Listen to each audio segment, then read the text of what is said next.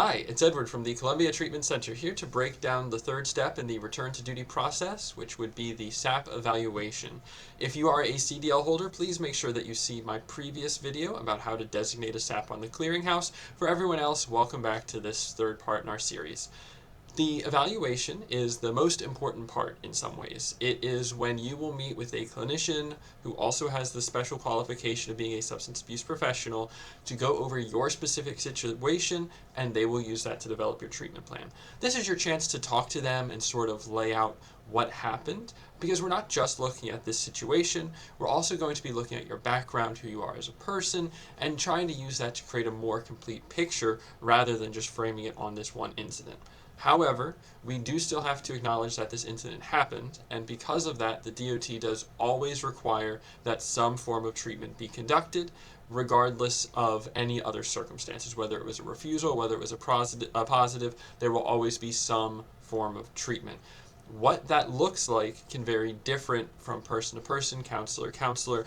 The DOT gives us a lot of different tools, and we will be using them as we best can to help get you back to work as soon as possible, but also as responsibly as we are required to do.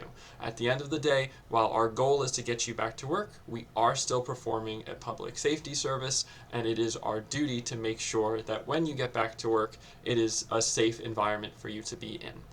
Now, that treatment will usually be done at another facility. The DOT is very specific on who can do what throughout this process. That's why there's MROs, DERs, SAPs like ourselves. And so that means that the treatment usually needs to be done at another facility, because otherwise it might be a conflict of interest. They don't want SAPs just referring you to themselves and then keeping you in treatment for a while. That wouldn't be fair to you, and that would be highly irresponsible of the counselor. So because of that, they want us to send you elsewhere for treatment.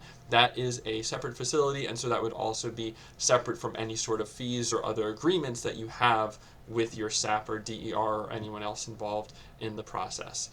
They will be in charge of conducting your treatment. However, they will also be required to report back to the SAP, keeping them informed of any progress or any issues throughout your treatment. So do keep in mind that while you are at another facility, your SAP is still overviewing the entire process and is still monitoring your case and making sure that everything is done as appropriate.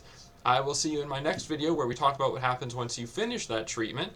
If you are interested in booking an appointment or have any other questions, you can call Columbia Treatment Center at 410-730-1333 and ask for Edward.